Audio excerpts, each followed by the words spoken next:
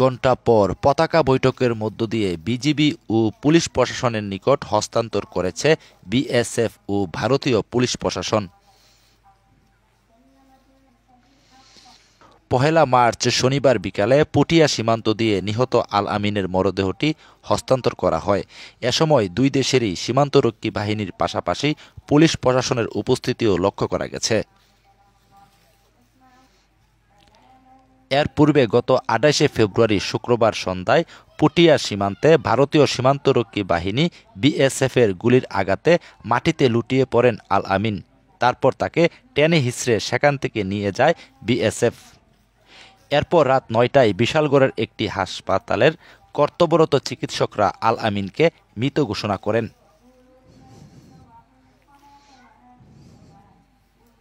নিহত আল আমিন পুটিয়া গ্রামের সুলতান মিয়ার ছেলে ছিলেন। আল আমিন মাত্র ৬ মাস পূর্বে বিয়ে করেছিলেন। তার স্ত্রী বর্তমানে ৩ মাসের অন্তঃসত্ত্বা বলেও জানা গেছে। আনতে গেছে রে বিএসএফে, আমার পুত্রে গুলি করে মারা দিছে। মারার পরে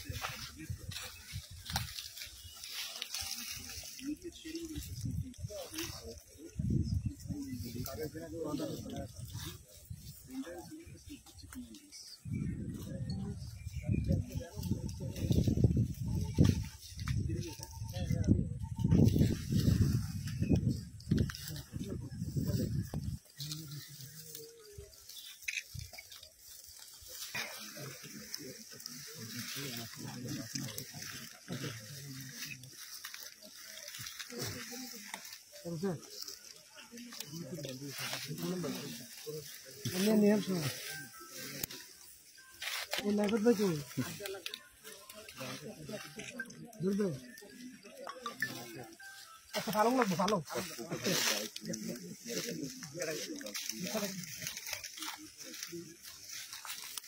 গেছে ভালো না তো গেছে নাকি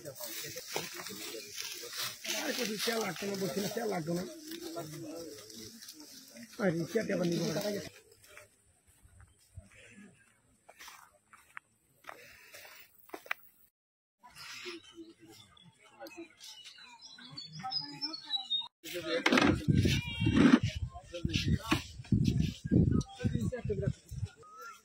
স্যার 50 তো ওইটা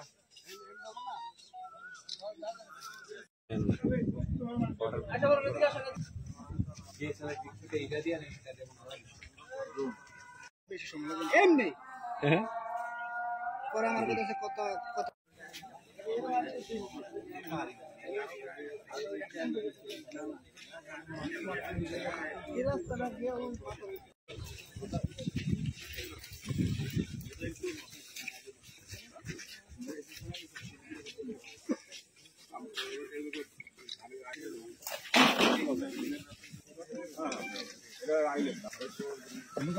সিভিল লোক আইসেন না।